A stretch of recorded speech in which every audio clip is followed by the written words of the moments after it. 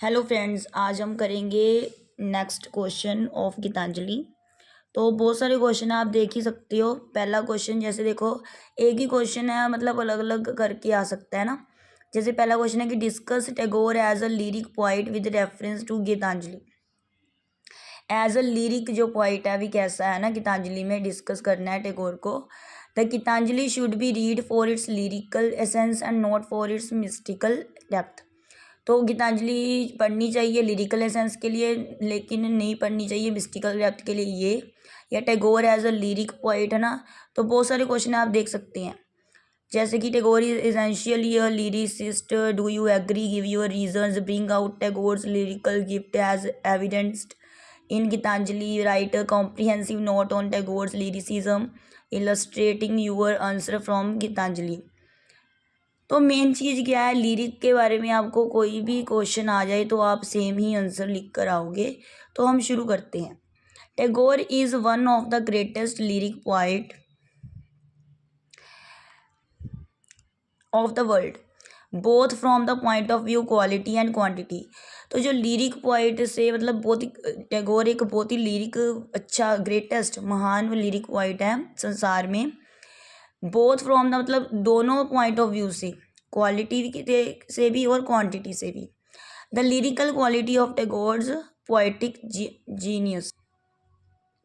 There is no doubt that Tagore's genius as a poet is chiefly lyrical. तो इसमें कोई शक नहीं है कि टैगोर एक जीनियस है ना, पोइट है चीफली लिरिकल में। It is necessary to remember that originally Tagore wrote all his poems in Bengali and afterwards he translated those poems into English। तो ये बहुत ज़रूरी है याद रखना। ओरिजिनली मतलब असलियत में जो टैगोर ने लिखी है ना सारे वर्ड्स है ना, वो पोइम्स जो लिखी हैं वो बंगाली में लिखी हैं, फिर उसके बाद उसने ट्रांसलेट किया है सभी पोइम्स को इंग्लिश भाषा में। So we cannot compare Tagore as a lyric poet with any of the English lyrical poets such as Tennyson and Shelley, who wrote their poems originally in English, which was their native tongue।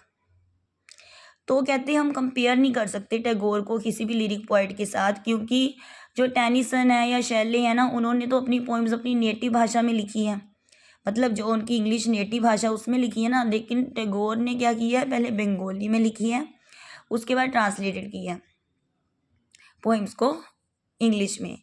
तो however even in the translations we do recognise the lyrical basis of Tagore's poetry.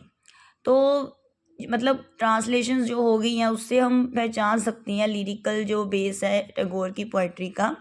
The development of Tagore's lyrical genius. अब development कैसे हुआ है ना, विकास वो बताया गया है। The 103 poems in this book are all lyrics and this book may well be regarded as a high water mark of the development of Tagore's lyrical genius। तो एक तो ये हो गया कि जो गीतांजलि बुक है इसमें आपको याद रखना चाहिए कि 103 103 पोइम्स हैं, ठीक है। वेल मतलब well be recorded, high water mark है डेवलपमेंट ऑफ टैगोर, मतलब बहुत अच्छी लिखी हुई हैं ये।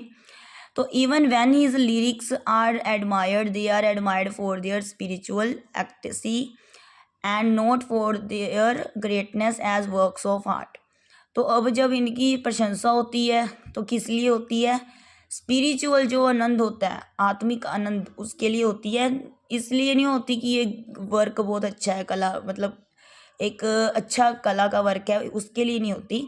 जो पढ़कर सुनकर जो हमें मिलता है ना, आत्मिक जो आनंद मिलता है उसके लिए है, उससे इसकी प्रशंसा होती है। Tagore's Gitanjali is mainly a collection of devotional lyrics and his world reputation is based largely on this work।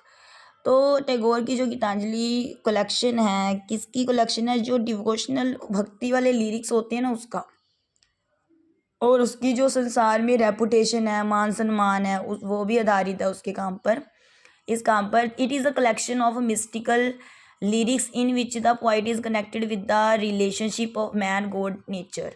तो एक कलेक्शन भी है मिस्टिकल लिरिक्स का, जिसमें जो पोइट कंसर्न करता है रिलेशनशिप को, कौन सा संबंध, आदमी, भगवान और कुदरत का। ठीक है। तो however even the lyrics of the Gitanjali show that Tagore is a great poet of man.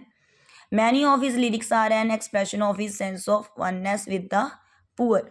तो इवन द जो मतलब यहाँ तक कि जो उसके लिरिक्स हैं गीतांजलि के शो करती हैं कि टैगोर एक ग्रेट पोइट ऑफ मैन है, लेकिन उसके जो लिरिक्स हैं ये भी एक्सप्रेशन करती हैं, एक्सप्रेस करती हैं कि जो गरीब होती हैं उनसे एकता का, वननेस। तो Tagore one of the world's great lyric poets. Tagore's early lyrics are characterized by romantic extreme passion and mainly deal with the various aspects of nature, beauty, which have been the favorite themes of romantic poets.